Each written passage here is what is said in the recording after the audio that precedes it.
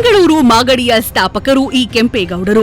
ಹಿರಿಯ ಕೆಂಪೇಗೌಡರು ಅಥವಾ ಮೊದಲನೆಯ ಕೆಂಪೇಗೌಡರು ವಿಜಯನಗರ ಸಾಮ್ರಾಜ್ಯದ ಸಾಮಂತ ರಾಜ್ಯವಾಗಿದ್ದ ಯಲಹಂಕ ನಾಡಿನ ಪಾಳೆಗಾರರಾಗಿದ್ರು.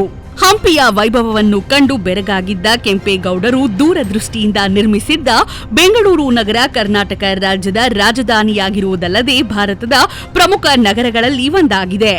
ಎಲ್ಲವೂ ಅಂದುಕೊಂಡಂತೆ ನಡೆದುದರ ಪರಿಣಾಮ ಕೆಂಪೇಗೌಡರ ಕನಸಿನ ಬೆಂಗಳೂರು ನಗರದ ನಿರ್ಮಾಣ ಕಾರ್ಯ 1537ರಲ್ಲಿ ನಾಡಿನ ಪ್ರಮುಖರ ಸಮ್ಮುಖದಲ್ಲಿ ಗುದ್ಲಿ ಪೂಜೆಯೊಂದಿಗೆ ಶುರುವಾಗುತ್ತದೆ. ಮೂಲತಃ ಕೃಷಿಕ ಕುಟುಂಬದಿಂದ ಬಂದಂತವರಾದ ಕೆಂಪೇಗೌಡರು ಹುನ್ನಾರ ಕಟ್ಟುವ ಆಚರಣೆಯಿಂದ ರಾಜಧಾನಿ ನಿರ್ಮಾಣ ಕಾರ್ಯ ಆರಂಭಿಸುತ್ತಾರೆ. ಮಾಗಡಿಯು ಬೆಂಗಳೂರಿನಿಂದ ಕೇವಲ 50 ಕಿಲೋಮೀಟರ್ ದೂರದಲ್ಲಿದ್ದು 2007ರಲ್ಲಿ ರಚನೆಗೊಂಡ ರಾಮನಗರ ಜಿಲ್ಲೆಯಲ್ಲಿ ಒಂದು ತಾಲೂಕು ಕೇಂದ್ರವಾಗಿದೆ. 913 ಚದರ ಕಿಲೋಮೀಟರ್ ವಿಸ್ತೀರ್ಣವನ್ನ ಹೊಂದಿತ್ತು. ಆದರೆ ತಾವರೆಕೆರೆ ಹೋಬಳಿಯನ್ನು ಮಾಗಡಿಯಿಂದ ಬೆಂಗಳೂರಿಗೆ ಸೇರ್ಪಡೆ ಮಾಡಿದ್ದ ನಂತರ 795 ಚದರ ಕಿಲೋಮೀಟರ್ ಹೊಂದಿದೆ. ಬೆಂಗಳೂರಿನ ನಿರ್ಮಾತೃ ಮಾಗಡಿ ಕೆಂಪೇಗೌಡರ ಊರು. ಪುರಾಣ ಕಾಲದ ಮಾಂಡವ್ಯ ಮಹರ್ಷಿಗಳ ತಪೋಭೂಮಿಯೂ ಕೂಡ ಇದೇ ಮಾಗಡಿ. ಕೆಂಪೇಗೌಡರು ತನ್ನ ಆಳ್ವಿಕೆಯ ಪ್ರದೇಶದ ಮಹಾಗಡಿಯನ್ನಾಗಿ ಇದನ್ನ ಮಾಡಿಕೊಂಡಿದ್ದು ಕಾಲ ಕ್ರಮೇಣ ಇದು ಉಚ್ಚಾರದಲ್ಲಿ ಮಾಗಡಿಯಾಗಿದೆ. ವಿಜಯನಗರದ ಅರಸರಲ್ಲಿ ಸಾಮಂತನಾಗಿದ್ದ ಕೆಂಪೇಗೌಡರು ತಮ್ಮ ಪೌರುಷ ಪರಾಕ್ರಮಗಳಿಂದಲೇ ಹೆಸರುವಾಸಿಯಾಗಿದ್ರು.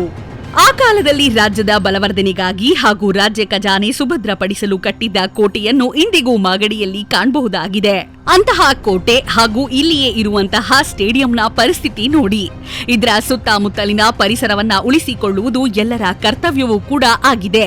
ಇತ್ತೀಚೆಗೆ ಹೆಚ್ಚಿರುವ ನಗರೀಕರಣದ ಪ್ರಭಾವದಿಂದಲೂ ಮತ್ತು ಪರಿಸರ ಮಾಲಿನ್ಯದಿಂದಲೂ ಮಾಗಡಿ ಸುತ್ತಮುತ್ತಲಿನ ಅರಣ್ಯ ಸಂಪತ್ತಿನ ಜೊತೆಗೆ ಅರಣ್ಯ ಜೀವ ಸಂಕುಲವು ಅಳಿವಿನ ಅಂಚಿನಲ್ಲಿವೆ. ಭೌಗೋಳಿಕವಾಗಿ ಕಪ್ಪು, ಕೆಂಪು ಮತ್ತು ಬಿಳಿಯ ಕಲ್ಲುಗಳಿಂದ ಕೂಡಿರುವ ಈ ತಾಲೂಕು ಕೆಂಪು ಮಣ್ಣಿನಿಂದ ಕೂಡಿದ್ದು ರಾಗಿ, ಭತ್ತ, ಅವರೆ, ಮಾವು ಇಲ್ಲಿನ ಮುಖ್ಯ ಆಹಾರ ಬೆಳೆಗಳು. ಬಹುಭಾಗ ರೈತ ಸಮುದಾಯವೇ ಮಾಗಡಿ ತಾಲೂಕಿನಲ್ಲಿ ಇದೆ.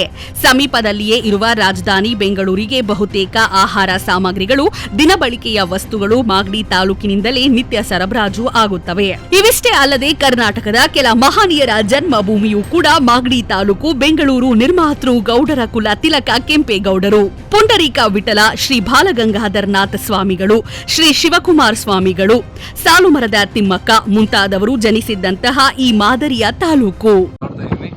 ಇವತ್ತು ಮಾಗಡಿಯ ಕೋಟೆ, ಇವತ್ತು ಕೆಂಪೇಗೌಡರು ಕಟ್ಟಿದಂತ ಕೋಟೆ ಕೂಡ ಬಾಳ ಬಿದ್ದಿದೆ.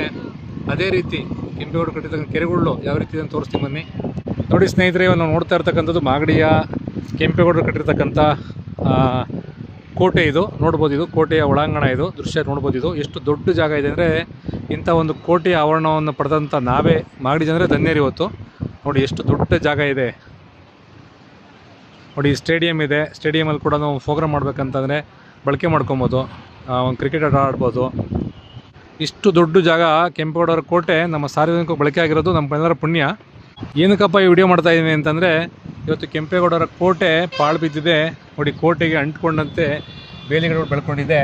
ಯಾರು ಇದನ್ನು ಕೀಳೋರು ಇಲ್ಲ, ಇದು ಮಾಡೋರು ಇಲ್ಲ. ಆದರೂ ಕೂಡ 516ನೇ ಜಯಂತಿ ಕೂಡ ಆಚರಣೆ ಮಾಡಿದ್ರು.